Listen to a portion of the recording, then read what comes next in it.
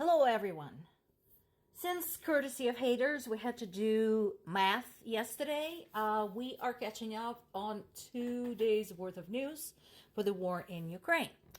So let's begin with this one. There is a meeting of national security advisors at Davos that includes, of course, the conversation about Ukraine.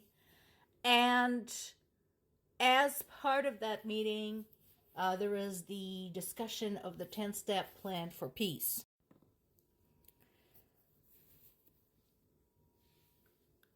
Also, this is preceding another big gathering, the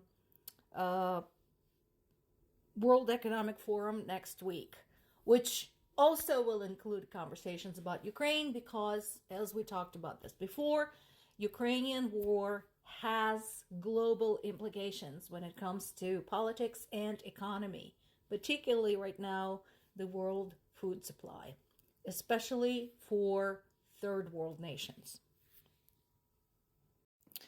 Following UK's Prime Minister's visit to Kiev, we now have French Foreign Minister also visiting Kiev and pledging support. Much like the Brits, the French know very well what it's like to be in the middle of war against a formidable, aggressive, and ruthless enemy without any support. And so, much appreciated.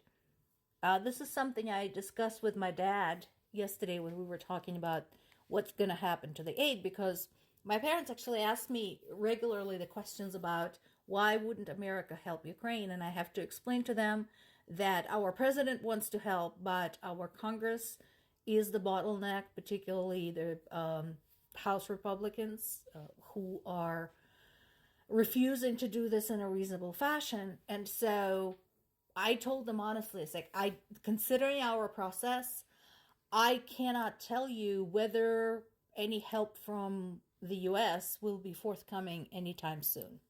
And so, while it's understood that nobody has a purse as big as that of the US, it is good to know that somebody understands and somebody is prepared to step in with help, such as UK and France. In addition, the Baltic states have been absolutely amazing. And of course, Poland, which I mentioned many times. Now, not to be, forgotten, Russia immediately responds with an aggressive message when it comes to the plan for peace. And once again, I want to point out to anyone who says, well, Ukraine must be asking for something truly ridiculous. No, they're not. The focus of the plan is for all Russian troops to leave Ukrainian territory. And Russia described this as absurd. So just think about it for a second. Russia attacks Ukraine, takes some of Ukraine's territory. Ukraine stops them, pushes some of them back, continues dealing with them. People die, thousands and thousands. People go homeless. People are displaced. We are facing a crisis with the world food supply.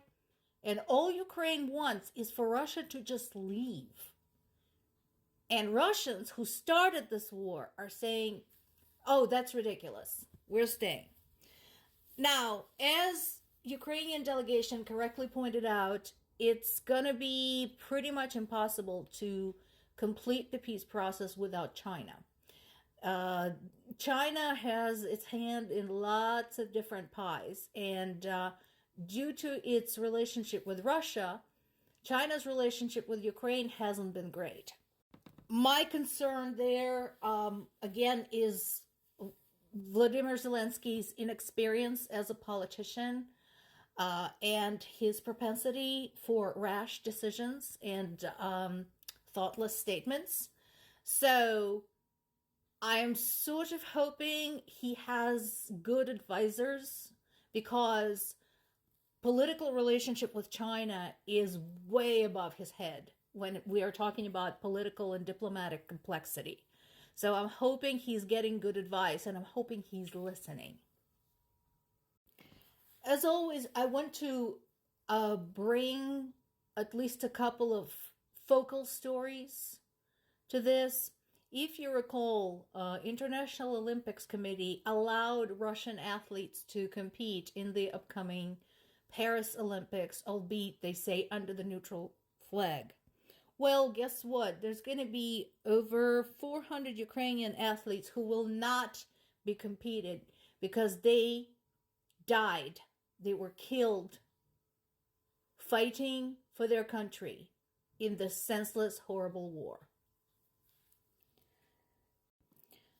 On a somewhat more positive note, it is now confirmed that Ukrainians destroyed a Russian A-50 long-range radar detection aircraft and an Il-22 air control center.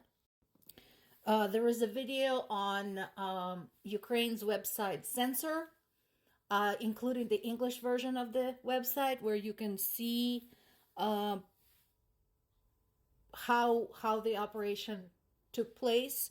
Looks like, just judging by the map, this was just over the Sea of Azov. It's that tiny little sea that sits on top of the Black Sea. So if you're interested in sort of military tactics, the real-time battles, etc., you can watch this. This is really, really very cool, and quite a feat carried out by Ukraine's Air Force. Now, Russians are losing their shit over it. They're threatening Ukraine, and we're like, what are you going to do? Start a war? Really? What can you do that you haven't done to us already? And they have a reason to be freaked out, because the price tag for that spy plane that they shot down is 274 million pounds. You can do the conversion into dollars. So, not all is bad. The battle continues.